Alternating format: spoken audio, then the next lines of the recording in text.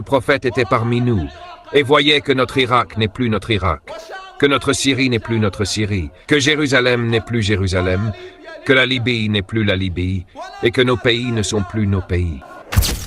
De quelle douleur parlerons-nous? De nos corps déchirés, de nos pays morcelés, des ennemis d'Allah qui osent se dresser contre le messager d'Allah et contre notre religion, tandis que tu ne trouves pas un seul membre de la communauté de Muhammad pour se dresser.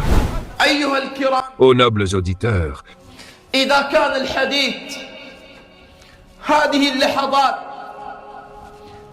si en ces instants le discours porte sur le messager d'Allah Muhammad sallallahu alayhi wa sallam, alors forcément le discours sera plein d'émotions. Comment pourrait-il en être autrement, alors que nous parlons de la plus grande personnalité ayant traversé l'histoire? Comment pourrait-il en être autrement, alors que nous parlons de celui dont aucune mère n'enfantera jamais l'équivalent? Comment pourrait-il en être autrement, celui dont la perte fut une perte que les gens d'autrefois n'avaient jamais connue, comme Muhammad sallallahu alayhi wa sallam? Et il n'y aura personne comme lui jusqu'au jour de la résurrection. Il n'y aura personne comme lui, sallallahu alayhi wa sallam, jusqu'au jour de la résurrection. Comment le discours ne serait-il pas rempli d'émotions alors que nous parlons du messager d'Allah, sallallahu alayhi wa sallam, celui qui, au jour de la résurrection, appellera Noé, appellera Abraham, appellera Jésus, Moïse, Zacharie et les prophètes d'Allah. Chacun d'eux dira « moi, moi, moi, moi ». Sauf le messager d'Allah, sallallahu alayhi wa sallam, prosterné sous l'ombre du trône du tout miséricordieux, disant « Ô Allah, ma communauté, ma communauté, ô Seigneur, ma communauté, ô Seigneur, ma communauté ». Comment le discours ne serait-il pas rempli d'émotions alors que nous parlons de celui qui se tiendra à la fin du pont? Chaque fois qu'un homme de la communauté de Muhammad sallallahu alayhi wa sallam passera, le prophète lèvera ses mains vers le ciel en disant « Ô Seigneur, préserve, ô Seigneur, préserve ». Chaque fois qu'un homme de la communauté de Muhammad sallallahu alayhi wa sallam passera, le prophète lèvera ses mains vers le ciel en disant « Ô Seigneur, préserve, ô Seigneur, préserve ». Ils sont allés voir Hassan ibn Thabit, qu'Allah l'agrée avant son islam, et lui dire « Ô Hassan, nous voulons que tu écrives un poème de satire contre le messager d'Allah sallallahu alayhi wa sallam. » Hassan partit. Hassan, qu'Allah l'agrée, partit pour voir le prophète sallallahu alayhi wa sallam pour la première fois. Ils avaient donné à Hassan une somme d'argent pour qu'il insulte le messager d'Allah. Il partit, regarda le messager d'Allah sallallahu alayhi wa sallam, puis revint vers eux et leur dit « Voici votre argent, je n'en veux pas. Voici votre argent, je n'en ai pas besoin. » Ils lui dirent « Ce n'est pas pour cela que nous t'avons envoyé. » Il répondit « Je ne veux pas de votre argent. » Ce jour-là, Hassan parla du messager d'Allah sallallahu alayhi wa sallam et dit « Une âme de lumière, dans un corps fait de lune comme un joyau créé des astres brillants. »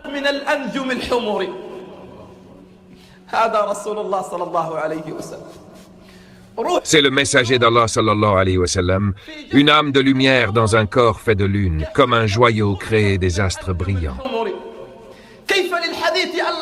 Comment le discours ne serait-il pas rempli d'émotions?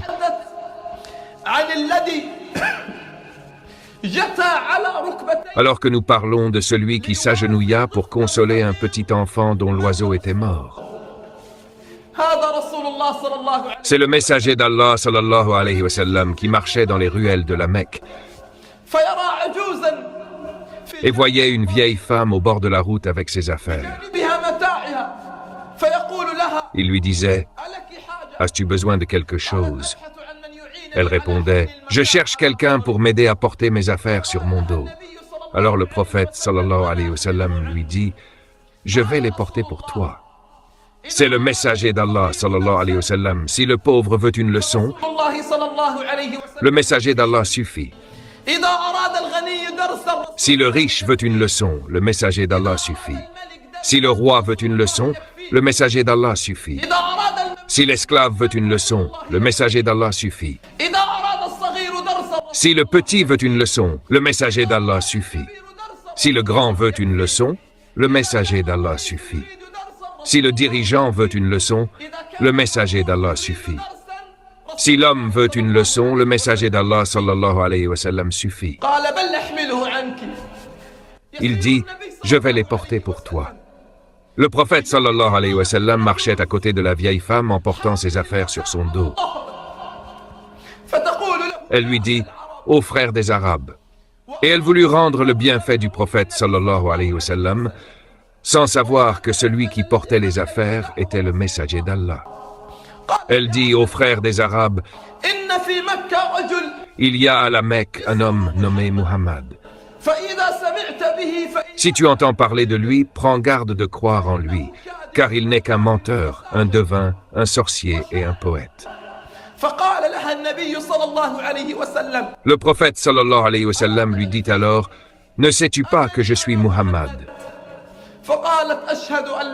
Elle répondit, j'atteste qu'il n'y a pas d'autre divinité que Allah, j'atteste qu'il n'y a pas d'autre divinité que Allah, et j'atteste que tu es Muhammad, le messager d'Allah.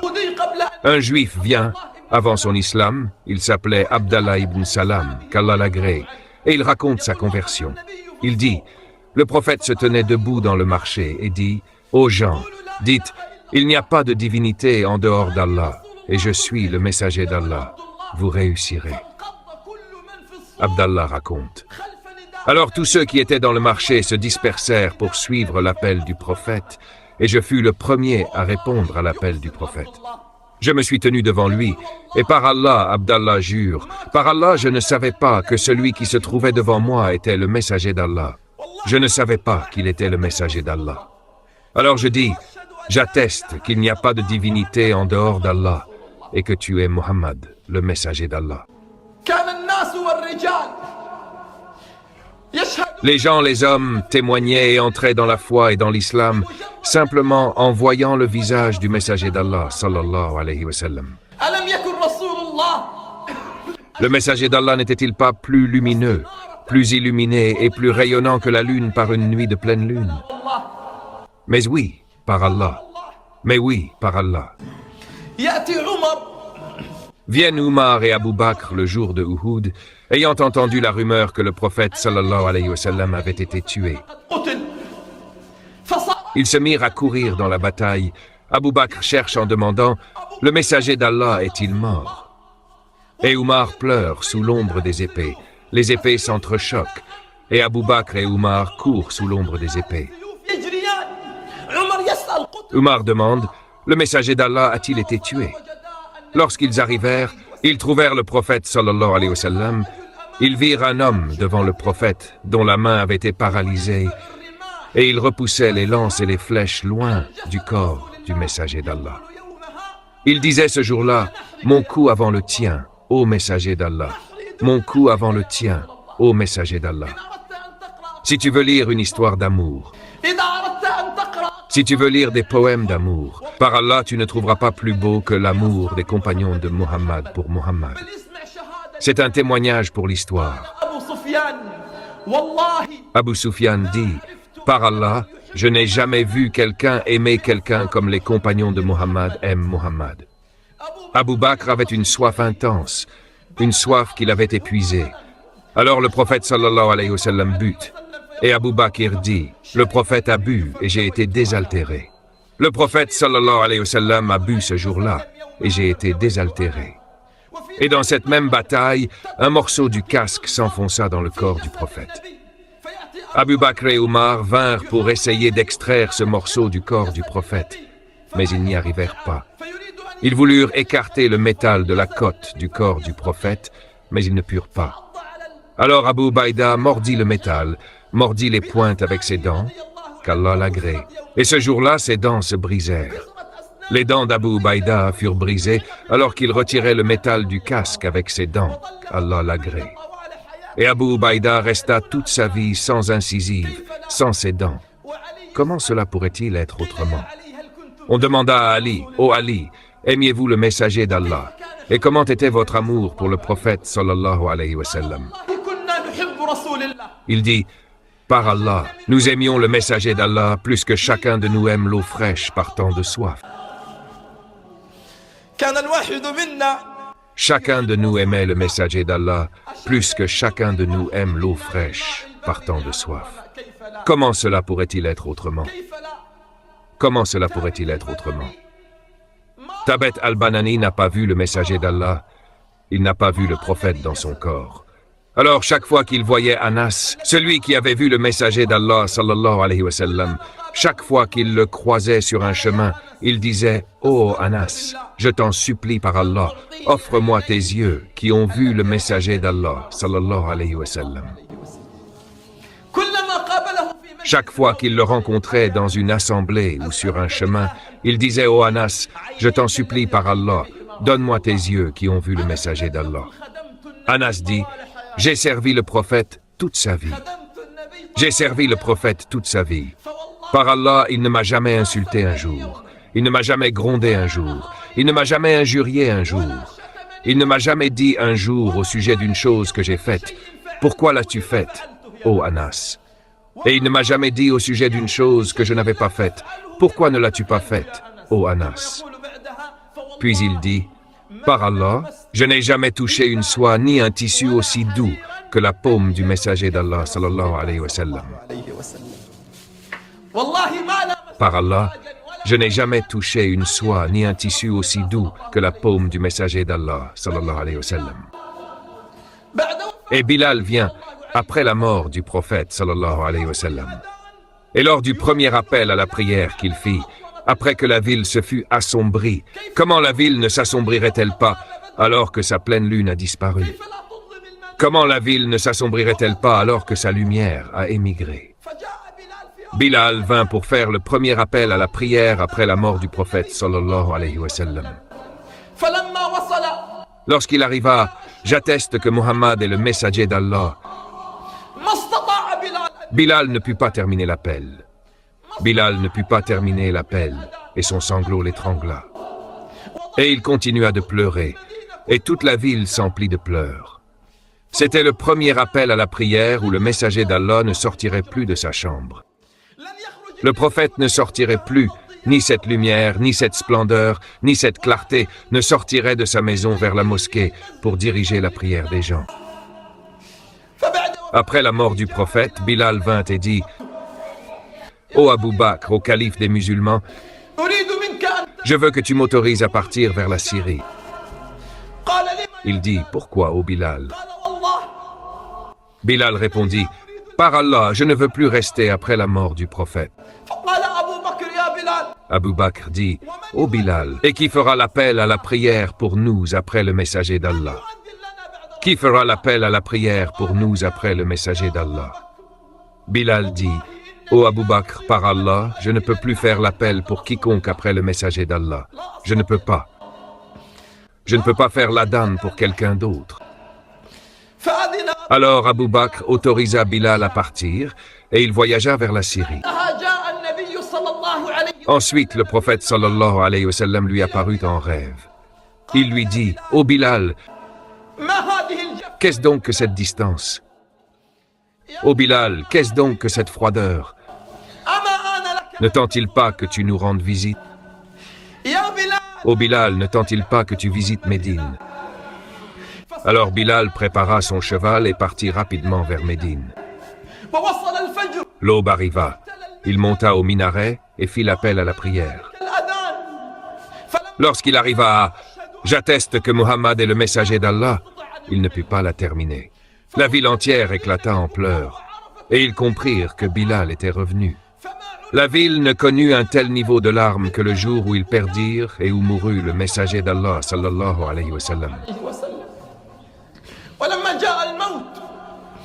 Lorsque la mort arriva à Bilal, sa fille dit « Quel malheur !» Il lui répondit « Ne dis pas quel malheur, mais dis quelle joie.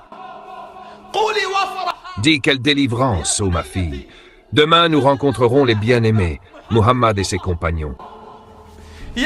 Ô ma fille, demain, nous rencontrerons les bien-aimés, Muhammad et ses compagnons. Mais une question demeure, plus lourde que tous les éloges et plus forte que toutes les célébrations.